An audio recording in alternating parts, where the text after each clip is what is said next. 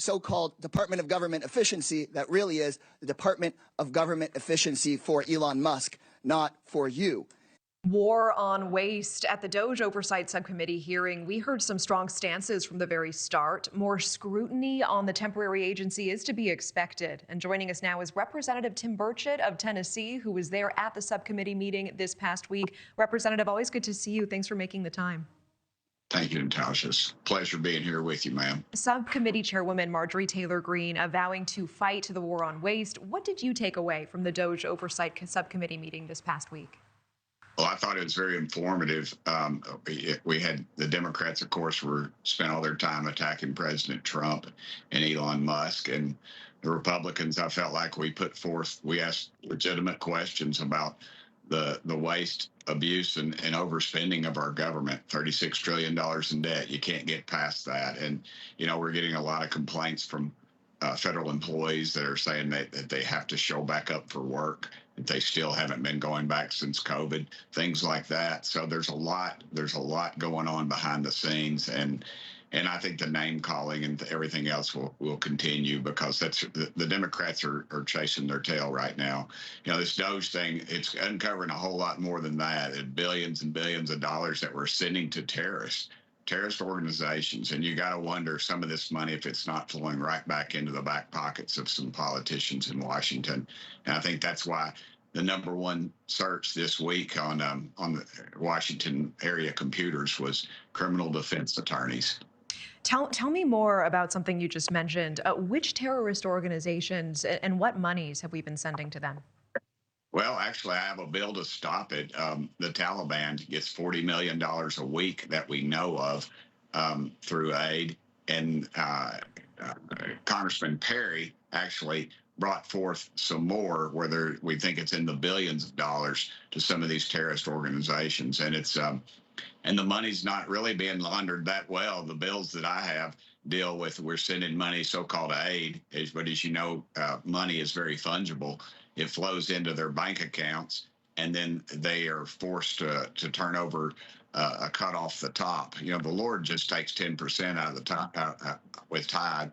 Mob takes a good chunk when they do it, but the Taliban, they just get theirs right off the top, right out of the bank. So, and we couldn't even get Chuck Schumer and the Democrats last go around when he was in charge. We couldn't even get them to bring the bill up. It passed unanimous in the House. So there's a podcaster named Sean Ryan out of Nashville area. He's a former Navy SEAL, CIA operative, and he brought that to my attention through another fella named who's goes by the name of Legend. He can't go have his full name because of obviously Taliban would like to kill him. And as my conversation last week with former president over there told me that there's over 100 Taliban members in our country right now that have come in illegally. So we've got to really be careful.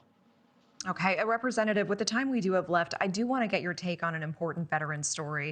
News Nation ran this exclusive investigation on Area 51 veterans who are doing top secret work on the Nevada Test and Training Range. They are developing cancers, they are getting sick, developing tumors. The DOD keeps them classified so they can't get the benefits and the care they need. What are your thoughts on this News Nation investigation? It makes me angry. It's news to me, and I'm going to go after them. And I want to thank you all at News Nation. Again, your reporting is beyond reproach, and I thank you for bringing that to my attention, because that is not acceptable. My daddy fought in the Second World War, and those guys at Oak Ridge and those other areas that ended up dying horribly from cancer because they were doing the right thing and helping us in the war by their development skills. Those guys died just like my dad's buddies who died in the Pacific, his Marine Corps brother, and that died alongside of him. So I'm going to go to work on that. Yeah, I appreciate that. Thank you. Representative, what are you committing to do to help these veterans? Well, I'd hope if they see my name and see this article, they'll get in touch with me. And I don't care. I don't care what enemies I make, especially in the Department of Defense. The war pimps over there, their business is war. They like war. And it fills up people's bank accounts through these missile defense contracts, and Congress been involved in that as well. They own stock in those companies. So I'm going to get to the bottom of it, and I'll embarrass somebody. because that is just not acceptable. Those men and women, they sacrificed their lives. I know exactly what they were probably doing was disposing of waste and fuels, probably in burn pits, and they have cancer because of it, and that's undeniable. And we need to take care of those folks. In light of the News Nation investigation, what is your message to the DOD tonight? Y'all better do what's right, because there is a new sheriff in town. His name is Donald Trump, and I dare say he is going to let any of our heroes go without because of our mistakes we've made in the Department of Defense. Thanks for watching. Go to joinnn.com to find News Nation on your screen. And don't forget to click the red subscribe button below to get more of News Nation's fact-driven, unbiased coverage.